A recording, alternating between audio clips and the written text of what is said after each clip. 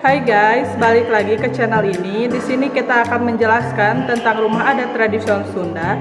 Di tengah hiruk pikuk perkembangan zaman, seutas warisan berharga tersembunyi di jantung Jawa Barat, Indonesia. Rumah-rumah tradisional Sunda sebuah cerminan dari kearifan lokal dan budaya yang kaya. Panggung merupakan bentuk yang paling penting bagi masyarakat Sunda. Dengan suhunan panjang dan jure, bentuk panggung yang mendominasi sistem bangunan di Tatar Sunda mempunyai fungsi teknik dan simbolik. Secara teknik, rumah panggung memiliki 3 fungsi, yaitu tidak mengganggu bidang resapan air, kolong sebagai media pengkondisian ruang dengan mengalirnya udara secara silang, baik untuk kehangatan dan kesejukan, serta kolong juga dipakai untuk penyimpanan persediaan kayu bakar. Struktur dan konstruksi rumah panggung masyarakat Sunda terlihat ringan dan sederhana karena bahan-bahan yang dipakai berasal dari alam sekitar dan dibuat sendiri. Hal tersebut dapat dilihat pada fondasi dari bambu belah yang langsung diambil dari sungai, bukit, atau gunung. Dinding terbuat dari bilik bambu yang dianyam atau papan kayu. Lantai dari telupuh atau pelapuh yang diranjang belah-belah atau dari papan. Atap rangkainya dari bambu campur kayu serta penutupnya dari atap tirai dan ijuk. Panggung berasal dari kata pang dan agung, artinya yang diletakkan paling tinggi atau tertinggi. Dalam pandangan orang Sunda, rumah merupakan lambang wanita karena seluruh aktivitas di dalamnya dilakukan oleh wanita. Secara simbolik didasarkan pada kepercayaan orang Sunda bahwa dunia terbagi menjadi 3, ambu handap, ambu luhur, dan tengah. Tengah merupakan pusat alam semesta dan manusia menempatkan diri sebagai pusat alam semesta. Karena itulah tempat tinggal manusia harus terletak di tengah-tengah, tidak ke ambu handap. Dan ambu luhur atau dunia atas. Dengan demikian rumah harus memakai tiang yang berfungsi sebagai pemisah rumah secara keseluruhan dengan dunia bawah dan atas. Tiang rumah juga tidak boleh terletak langsung di tanah. Oleh karena itu diberi alas yang berfungsi memisahkannya dari tanah, yaitu berupa batu yang disebut umpak. Rumah adat Sunda mempunyai ciri khas dan nama yang berbeda-beda bergantung dari bentuk atap rumahnya. Contohnya 1. Jolopong. Jolopong ini memiliki atap dengan bentuk seperti pelana dan memanjang. Dapat dikatakan atap rumah Jolopong ini sangat sederhana tanpa pernak-pernik atau lekukan yang rumit. Untuk Jolopong sendiri memiliki 2 bidang atap. Kedua bidang atap ini dipisahkan oleh jalur sunan. 2. Perahu kumureb. Sekilas bentuk rumah adat ini tampak seperti tangkuban perahu. Rumah adat perahu kumureb memang memiliki atap yang bentuknya mirip perahu terbalik seperti legenda. 3. Julang ngapak. Bentuk atap julang ngapak adalah bentuk atap yang melebar di kedua sisi.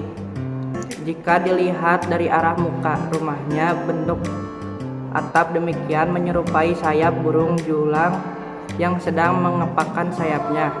4. Badak gelai. Atap rumah adat Sunda jenis ini berbentuk seperti badak yang sedang membuka mulut, tersisi dari 2 bagian atap, bagian kecil dan bagian besar. Bagian besarnya terletak pada bagian belakang, sedangkan bagian kecil menundungi bagian depan rumahnya. 5. Tagok anjing. Bentuknya sekilas seperti badak gelai, bedanya antara adalah atap besar dan kecil disatukan dalam satu titik di tengah. Tidak memotong dan terbuka seperti rumah adat badak gelai. Bentuknya sederhana seperti anjing yang sedang duduk. Capit gunting. Rumah adat Sunda ini memiliki bentuk atap yang mirip sekali dengan gunting. Bagian ujung atap saling silang menyisakan hasil persilangan kayu di bagian atas. Sebenarnya rumah jenis ini memiliki bentuk yang sederhana Namun karena persilangan tersebut, nilai estetika dari rumah ini jadi bertambah cantik. Selain atap, ada pembagian-bagian denah rumah panggung yang dikelompokkan menjadi satu. Tepas imam merupakan bagian paling depan dari rumah panggung. Tepas imam merupakan daerah yang khusus digunakan untuk aktivitas laki-laki. 2. Tengah imam merupakan bagian yang netral dan bersifat terbuka bagi laki-laki maupun perempuan diperbolehkan melakukan aktivitas bersama. 3. Tukang imam merupakan bagian paling belakang yang diperuntukkan khusus bagi perempuan. Dan adapun terdapat pula bagian-bagian dari rumah panggung yang dikelompokkan berdasarkan fungsinya yang beragam seperti berikut. Kelodok adalah tangga pada rumah panggung yang terdiri lebih dari 2 atau 3 anak tangga. Kelodok terbuat dari bambu dan kayu. Kolong merupakan ruangan di bawah rumah yang tingginya 40 cm di atas permukaan tanah.